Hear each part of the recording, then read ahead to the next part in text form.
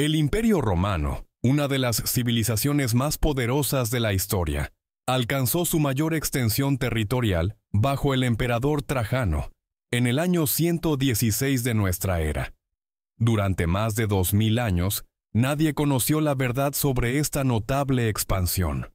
Las conquistas de Trajano extendieron el imperio desde el Océano Atlántico hasta el Mar Caspio, abarcando territorios que iban desde la frontera británica hasta el corazón de Mesopotamia. La eficiencia del ejército romano les permitió controlar estas vastas regiones durante muchos siglos.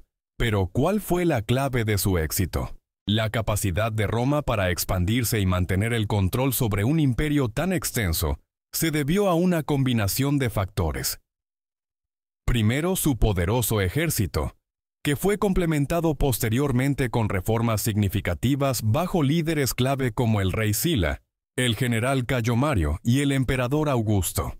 El desarrollo de una burocracia eficiente y un sistema de impuestos jugó un papel crucial, al igual que el uso estratégico de vías de comunicación, moneda y la incorporación de costumbres de otras culturas, particularmente de los griegos y persas. Desde su fundación en el siglo VIII a.C., Roma aprendió a adaptarse rápidamente a nuevas amenazas. Los primeros conflictos con pueblos itálicos vecinos llevaron a un cambio en la estrategia, transitando de incursiones y escaramuzas hacia la expansión territorial y la dominación. La influencia del equipo y las tácticas militares griegas transformó la forma en que los romanos luchaban en batalla. Para finales de la época del Reino Romano, las reformas bajo el rey Sila obligaron a los ciudadanos romanos a servir en el ejército para proteger su patria. El ejército romano reclutaba soldados basándose en la clase social, dividiendo sus contribuciones conforme a su valía personal. Con el auge de la República en el siglo VI a.C., el ejército de Roma se profesionalizó más. Los esfuerzos de guerra moldearon su expansión a lo largo de Italia.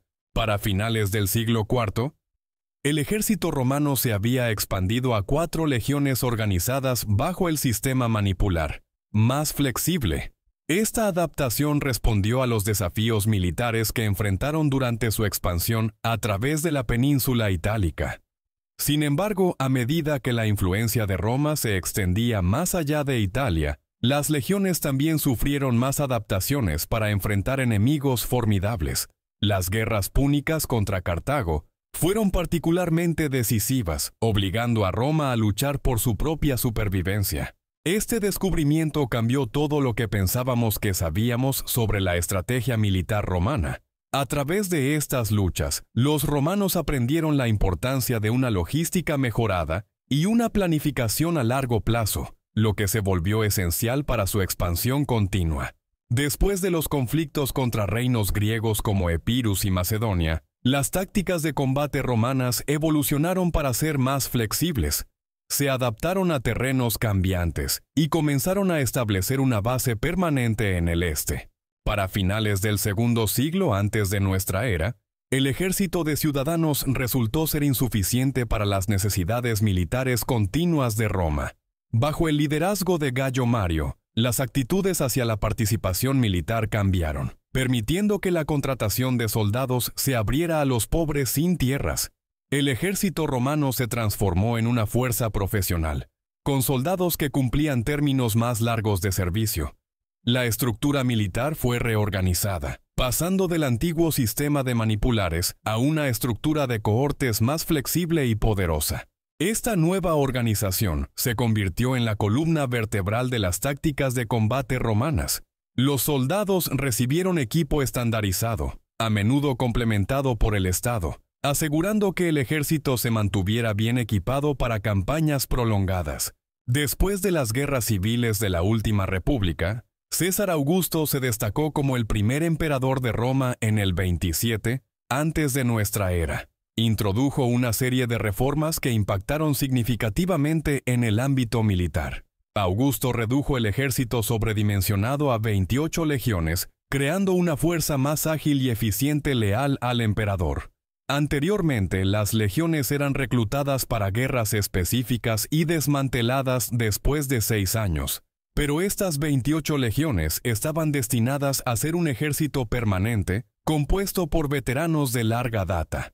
Augusto comprendió que la lealtad de un soldado dependía de su salario. Para evitar crisis de financiamiento, estableció el Aerarium Militare, un tesoro militar financiado por nuevos impuestos provenientes de sus reformas fiscales más amplias. Este fondo proporcionaba pensiones a los soldados, asegurando lealtad y estabilidad dentro de las filas. Augusto también reorganizó las fuerzas auxiliares, integrando tropas no ciudadanas en el ejército que servían junto a las legiones, y se les otorgaba la ciudadanía romana después de su servicio. Estas reformas centralizaron el poder, mientras mantenían al ejército alineado con los intereses del emperador. El éxito de las legiones dependía en gran medida de las cualidades de liderazgo de sus comandantes y de la infraestructura política que los respaldaba. Los generales romanos eran alentados a ser oportunistas y adaptativos, aprovechando las ventajas en el campo de batalla. Aquí es donde las cosas se ponen realmente sorprendentes.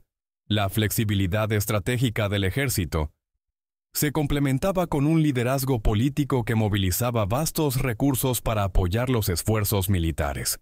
El Senado y otros organismos políticos inspiraban a los ciudadanos a realizar sacrificios significativos, fomentando una cultura de lealtad y deber hacia el Estado. Esta combinación de astucia militar y política permitió que Roma mantuviera su expansión y consolidara su poder. La efectividad del ejército romano no se debía únicamente a su tamaño, sino también a su organización y flexibilidad estratégica. Las legiones romanas eran unidades altamente disciplinadas con una estructura jerárquica que facilitaba la coordinación y adaptabilidad en el campo de batalla. Esta versatilidad era crucial incluso fuera de la batalla. Las legiones eran capaces de construir campamentos fortificados cada noche durante las campañas, proporcionando bases de operaciones seguras y reduciendo el riesgo de ataques sorpresivos. Los soldados en una legión romana eran entrenados en diversas áreas, incluyendo ingeniería y artesanía, lo que les permitía construir campamentos, fortines, puentes y máquinas de asedio esenciales tanto para la defensa como para el ataque. Los artilleros operaban máquinas de guerra sofisticadas como ballistas y onagros durante prolongados sitios, mientras que el personal de servicio y apoyo aseguraba una logística eficiente. Ellos proveían a las tropas y mantenían extensas redes de caminos que facilitaban el movimiento rápido y la comunicación en todo el imperio. Esta combinación de habilidades hizo del ejército romano no solo una fuerza de combate, sino una red altamente organizada y autosuficiente, capaz de sostener campañas prolongadas en diversos entornos. Después de cada campaña, comenzaba la ardua tarea de consolidar a los pueblos extranjeros dentro de la esfera romana. Sin embargo, mantener el control no era únicamente una cuestión de poder militar. Los romanos creían en el concepto de ley universal, esforzándose por crear un sistema legal aplicable a todos los ciudadanos y súbditos. Este enfoque ayudó a consolidar su vasto imperio bajo un marco legal común, unificando diversas poblaciones bajo su mando. A medida que las comunidades locales y sus élites demostraban su lealtad a Roma, podían integrarse gradualmente en el sistema romano. La diplomacia jugó un papel crítico en este proceso, siendo esencial para hacer aliados, aislar a enemigos potenciales o justificar la guerra cuando era necesario. La integración gradual a menudo comenzaba con la concesión de ciudadanía parcial, lo que incluía ciertas protecciones legales, obligaciones militares y privilegios cívicos. Con el tiempo, algunos súbditos podían alcanzar la ciudadanía plena, lo que confería el derecho a votar, casarse conforme a las leyes romanas y apelar en asuntos legales.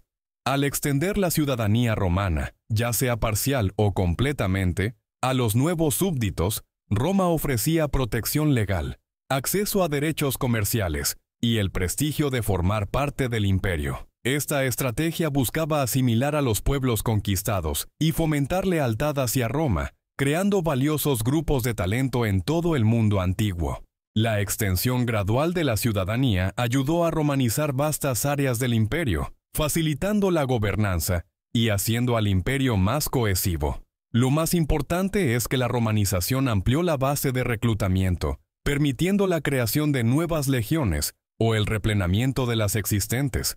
La formación y mantenimiento de las legiones estaban apoyados por una red diversa y extensa de impuestos y una burocracia compleja, inspirada en parte por las prácticas administrativas persas anteriores. Los impuestos eran cruciales para financiar al ejército, construir infraestructura y mantener las amplias estructuras gubernamentales necesarias para administrar provincias lejanas. Sin embargo, el tamaño del imperio significaba que el sistema fiscal romano no era consistente en todos los lugares. Los impuestos sobre la tierra a veces se evaluaban en función de la productividad, mientras que en muchas regiones los impuestos se imponían en base a los tipos de tierra, independientemente de su rendimiento. Los derechos de aduana y los impuestos sobre el comercio se aplicaban a los bienes transportados a través del imperio, contribuyendo significativamente a los ingresos estatales, especialmente en regiones clave como Egipto y a lo largo de la frontera oriental. Los impuestos sobre la riqueza se imponían ocasionalmente sobre los activos personales, pero la carga tributaria a menudo se distribuía de manera desigual, con ciertas regiones y grupos sociales soportando cargas más pesadas que otros. La recolección y gestión de impuestos estaban a cargo de funcionarios capacitados y magistrados estatales. Se mantenían registros escritos, como censos y registros de tierras, con gran precisión, lo que permitía al Estado romano llevar un control efectivo de sus recursos y población. El sistema de suministro de granos, o anona, es quizás el ejemplo más famoso de cómo la burocracia romana gestionaba recursos a gran escala, organizando la recolección y distribución de granos para alimentar a la ciudad de Roma y sus legiones. El enfoque de Roma hacia la gobernanza contrastaba con su actitud a menudo despectiva hacia las culturas extranjeras, aunque los romanos a veces veían a otros pueblos, especialmente aquellos fuera de su imperio, como bárbaros. Eran pragmáticos al gobernar nuevos territorios. Roma a menudo respetaba las costumbres, tradiciones y líderes locales, comprendiendo que esto era clave para mantener la estabilidad y lealtad dentro de un imperio vasto y diverso. Incluso con su filosofía de dominio universal, Roma permitía diferentes grados de autonomía local en sus provincias. Los líderes locales podían conservar cierto poder siempre y cuando juraran lealtad a Roma y cumplieran con sus demandas fiscales y militares. Esta política de respeto hacia el gobierno local reducía la resistencia al dominio romano y facilitaba que los vastos territorios del imperio fueran más manejables. Además, el uso de estados clientes y territorios aliados por parte de Roma creó una red de regiones semi-independientes que eran leales a Roma y ayudaban a defender sus fronteras. Estos elementos extranjeros también se volvieron integrales para el ejército romano, ya que las tropas auxiliares no ciudadanas desempeñaban roles críticos en el apoyo a las legiones. El largo servicio de soldados extranjeros a menudo conducía a su asimilación en la sociedad romana, incorporando diversas culturas en el ámbito político. Al igual que en la Grecia helenística, las élites locales fueron integradas a la aristocracia a medida que la cultura, la ley y el lenguaje romanos permeaban gradualmente las provincias. Con cada nueva tierra sometida, las legiones romanas traían de regreso tesoros y recursos, incluyendo personas esclavizadas que eran esenciales para la economía, metales preciosos como oro y plata para acuñar monedas, y productos agrícolas para alimentar a la población y al ejército. La captura de regiones ricas en minerales, como las minas de plata en España y las minas de oro en Dacia, aumentó significativamente el tesoro de Roma. Además, la incorporación de nuevas tierras al imperio abrió nuevos mercados y rutas comerciales. Los comerciantes romanos participaban en el comercio a través del Mediterráneo y más allá, importando bienes de lujo como especias, seda y marfil, de lugares tan lejanos como India y China. La riqueza generada por estas conquistas y el comercio no solo financió la continua expansión de Roma, sino que también permitió la construcción de obras públicas monumentales. Estas incluían templos, acueductos y carreteras que ayudaban a los emperadores a mantener el apoyo público mucho después de las conquistas exitosas.